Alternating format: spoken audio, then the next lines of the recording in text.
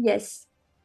So here you can actually see, the Supreme Pontiff of Hinduism personally is serving people free food. And you can see, already as mentioned, we've already shared over 1 billion free meals globally. Because everything is based on wanting to serve humanity, wanting to give people. And this is all of Swamiji's hard work, how he's continuously reaching out to more people, lives, because Hinduism is all about life positivity. It's all about contributing back to people. And over here, we have such a huge, what do you call it, 1 billion meals served vision, because Kailasa's vision, the Supreme Pontiff of Hinduism vision, is to have a hunger-free world. And that is why wherever we go, Kailasa is continuously giving Anadan. Kailasa is continuously doing so many contributions, just like how Kailasa was doing just for Bolivia. And these are the type of things that the media outlets can actually reach out to Kailasa, because we have so much of statistics, facts. We have so many pictures of serving people, humanitarian needs all around the world. So that's all that we would like to share when it comes to the truth. Everything is actually there with us. And yes, Mavijay Priya, so you can actually share with us also how this humanitarian aid is not just for Bolivia alone, but worldwide. We have Anadan happening every single day in India. We have Anadan happening every single time in the US. Everywhere Kailasa goes, and every time when Kailasa collaborates, it's just to do good for the people, not just the Hindus, but any community we go to. We want them to heal. We want them to come out of things. It's all about bringing people, empowering people. And Swamiji has been working hard, one step at a time and one people at a time. All of this came from the dedication and the tyaga Swamiji has towards serving humanity. So Yes, So I ma'am. want all of you to think about it. Why continuously Kailasa is being attacked for its humanitarian aid and humanitarian services?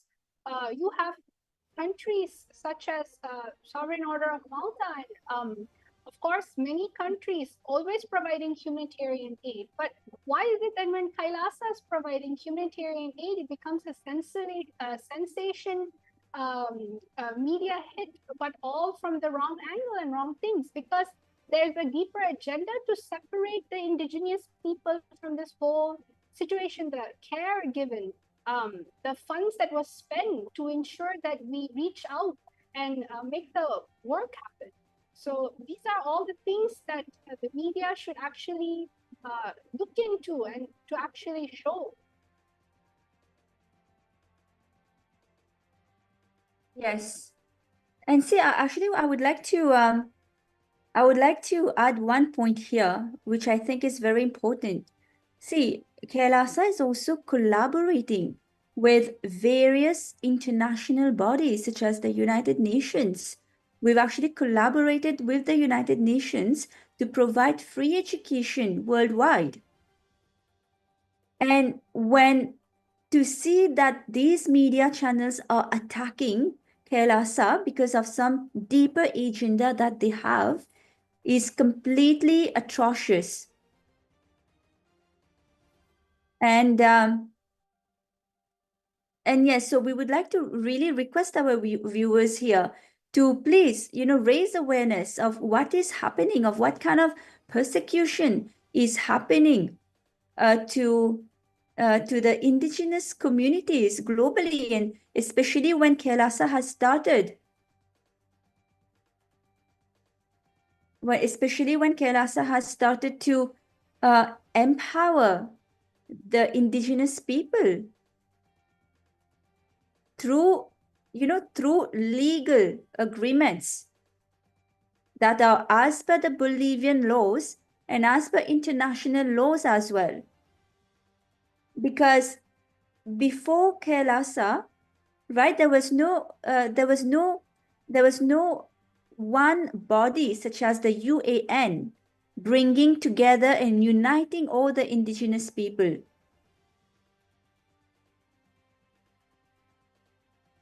And so now to see also how our nuns and monks are being persecuted because they are just looking to serve the to serve humanity and to serve the local indigenous people over there is actually very hurtful, and it's actually trying it's trying to hinder, it's actually hindering the humanitarian services of Kailasa. And Kailasa has done everything as per the country laws, as per international laws, and we've been offering the services that these indigenous people have requested Kailasa. It's not that we have, coerced them into signing any agreements. They have willingly embraced Kailasa, and they have mentioned what kind of humanitarian services they would like to receive from Kailasa. It is actually as per their terms. And this agreement that Kailasa and the indigenous people are signing, it is actually only emboldening the self-determination of the indigenous people, which is guaranteed, which is ratified. For example, the ILO 169, which ensures the right to self-determination, is ratified by the Bolivian government. So, and also as per the Bolivian constitution, there are many articles that specifically ensures that the rights of these indigenous people are maintained, are respected. And therefore, these agreements that we are signing, it is totally in accordance with the local laws and international laws. And it is just empowering the indigenous people and giving them the confidence that they can reclaim their culture, their legacy.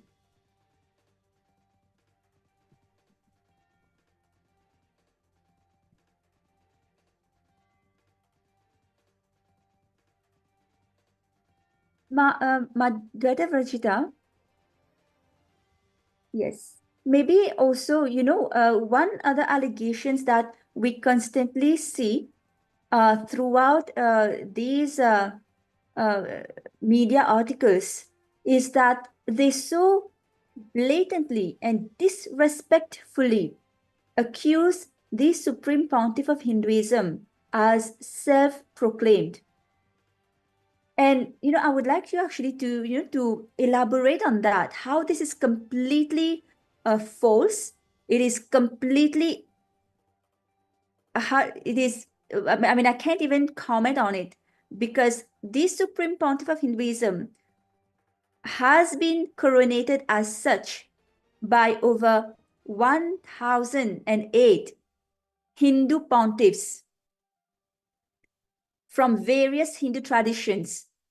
So what Exactly. right? Yes. Exactly. What rights do they actually have to call the Supreme Pontiff of Hinduism self-made? And you can see over here clearly, this is actually an unbroken lineage of 14,500 years. Over here, the Supreme Pontiff of Hinduism is the 203rd emperor of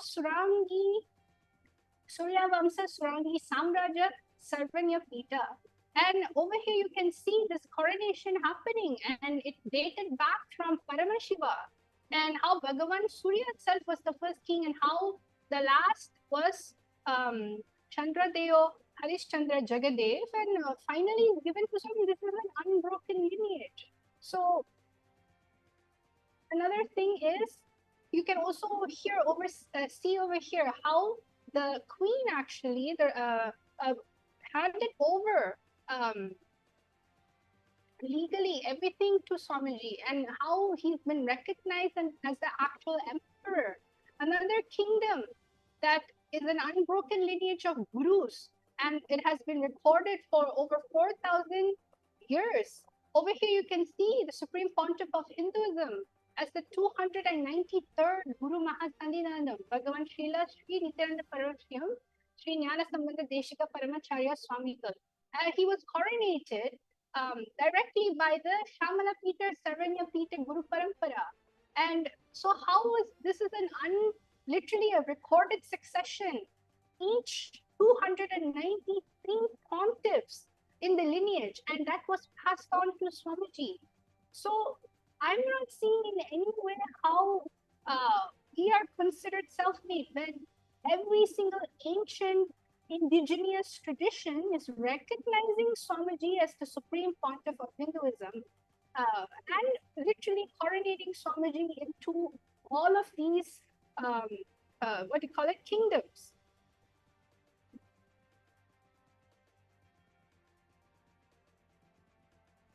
Yes, Ma, and there's yes.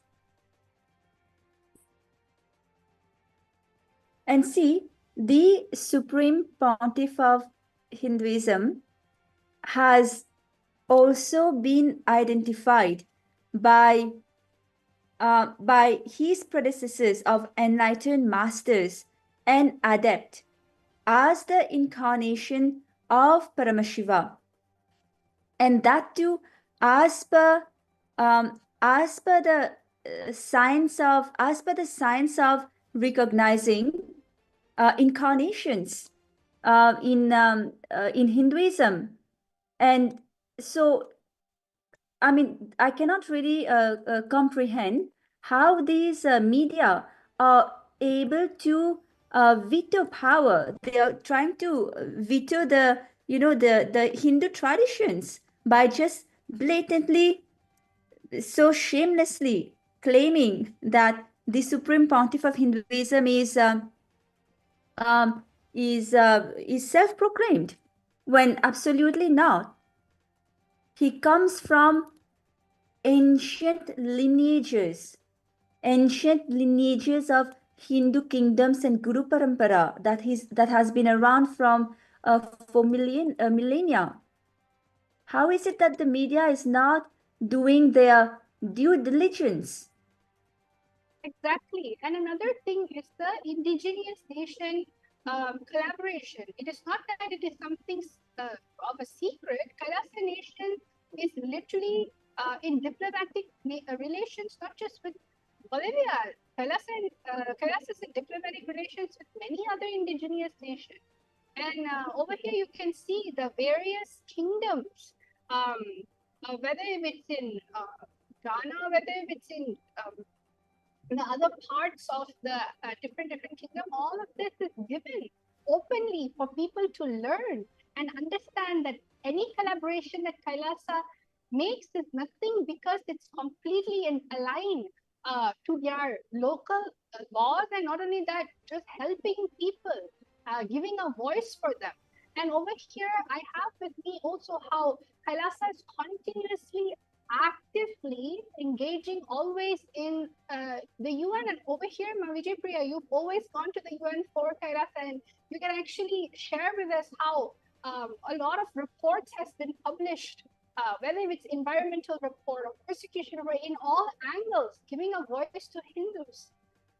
Yes, definitely. See, what is funny is that these all the evidence that shows that the Supreme Pontiff of Hinduism has been exonerated of all crimes, and how he is actually also the Supreme Pontiff of Hinduism, how he's been coronated as the Supreme Pontiff of Hinduism, they are all published on the UN website through 22 different reports. And it is funny how these media channels, they can't even seem to go to get these readily available documents, reports, and do their fact checking, which is the basic they should be doing. And these UN reports actually gives a very the reports that the UN has published clearly mention the persecution of the Supreme Pontiff of Hinduism in a chronological order, with the evidence, with all the court documents, with all the medical documents, with all the legal opinions from various international lawyers. And these UN reports also mention how, when the Supreme Pontiff of Hinduism was coronated as the king of the kingdom of Surangi, among many others, and it clearly mentions the juridical statehood of Kailasa, how Kailasa is a government in exile due to the colonization and invasions that we have suffered, how we have lost our Hindu kingdoms.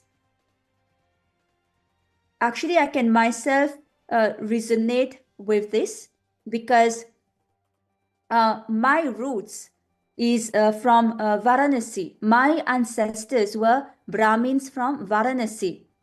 And during the, and see, and so the Brahmins in Varanasi, so I was able to actually link, trace back my roots to Varanasi, where my ancestors are the Bhojpuri Brahmins, and they were actually the kings who were ruling Varanasi.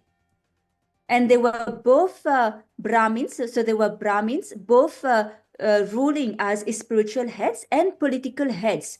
So they were ruling the kingdom. So I was able to trace back my lineage to these to my ancestors in Varanasi.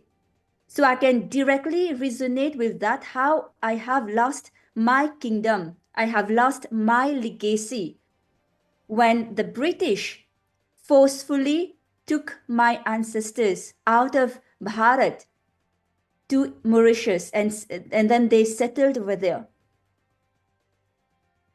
So this is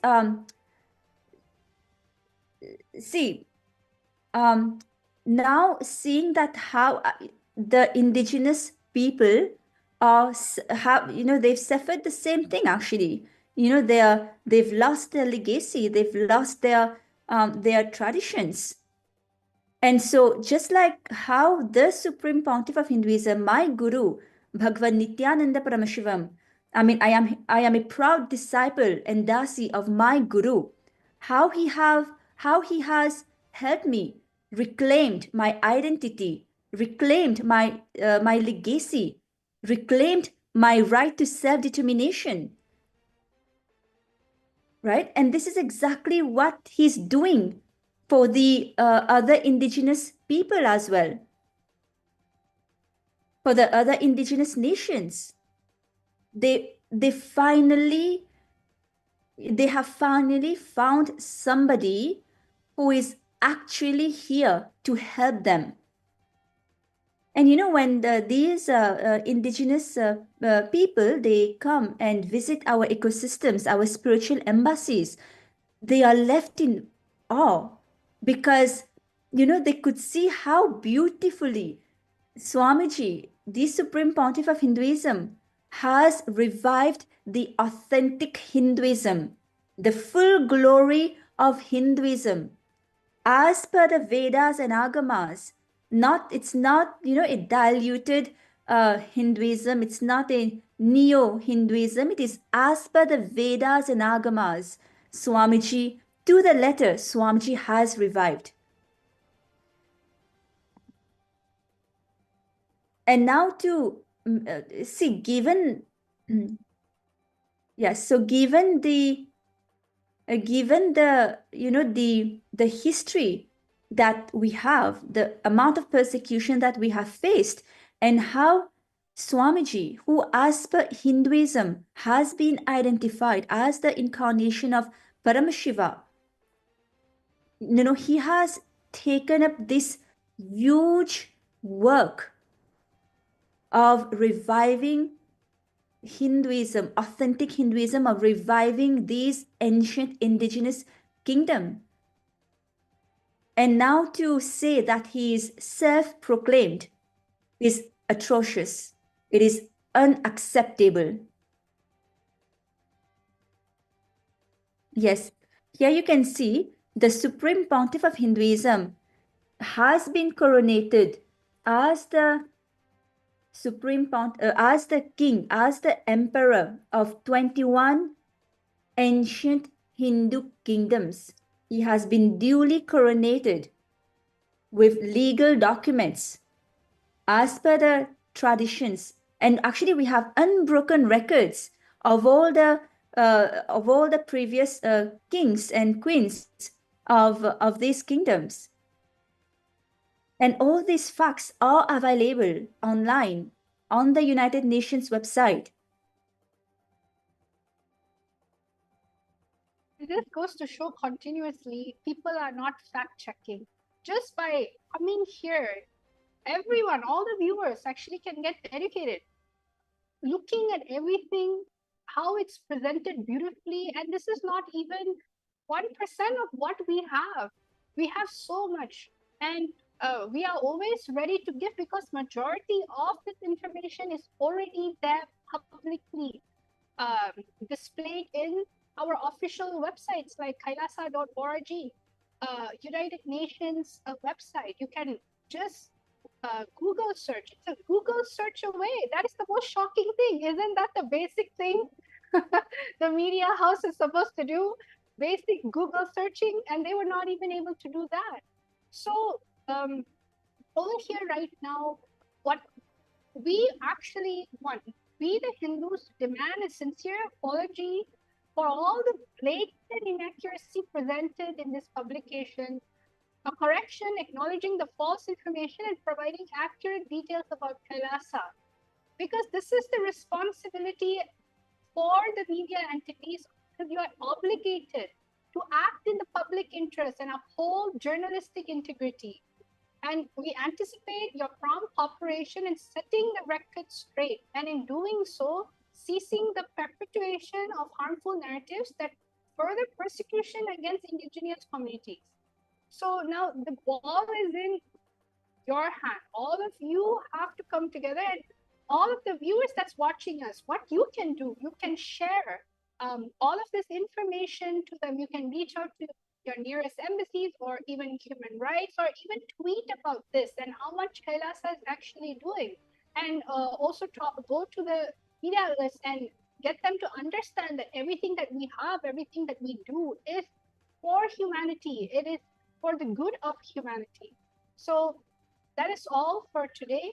We thank all of you taking your time, effort, um, and energy to spend your time with us in understanding about what is Kailasa, its vision, its mission, and also to understand the atrocities that these media houses are doing, trying to spin a different narrative on Kailasa, the supreme pontiff of Hinduism, and on the indigenous nation, because all of this is a direct attack on the indigenous nations, all the ancient indigenous nations, the collaboration with them.